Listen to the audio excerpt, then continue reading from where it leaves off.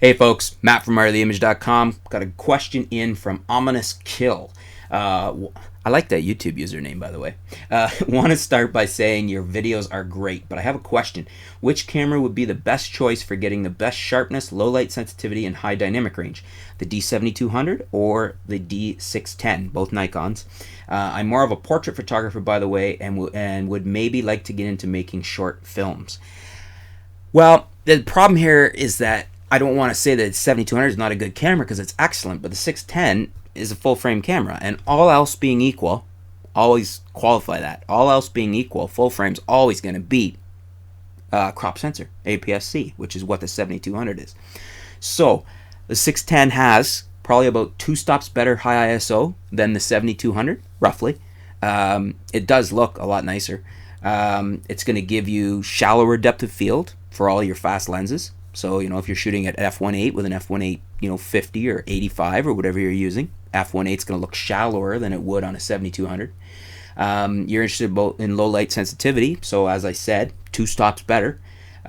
Sharpness, not really an issue there. The 610, some people tend to equate maybe it looks sharper because it's a little cleaner file.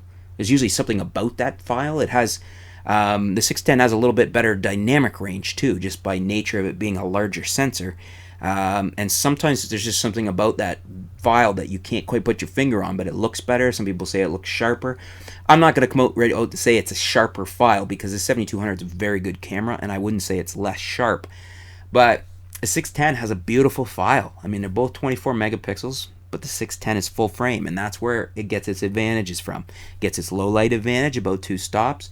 It gets its dynamic range advantage. I can't remember how many stops that is, but it's probably 2 as well, maybe more. I'd have to double check that.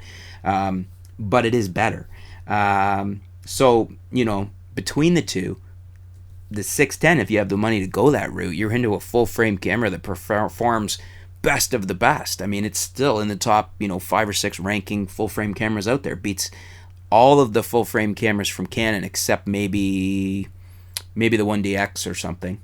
Certainly the 6D just smokes the 6D for when you look at the stats and the specs. And just the files are nicer, in use and on specs. And it competes up there with the best of the best. The best top Sonys right now, the best from Nikon. It has a very, very seriously excellent file. So that would be my recommendation if cost isn't an issue, the 610. I mean, obviously, if you're asking about the two, I'm assuming you realize that the 610 is more expensive than the 72. Not by a whole lot if you get it used or if you can find a refurb.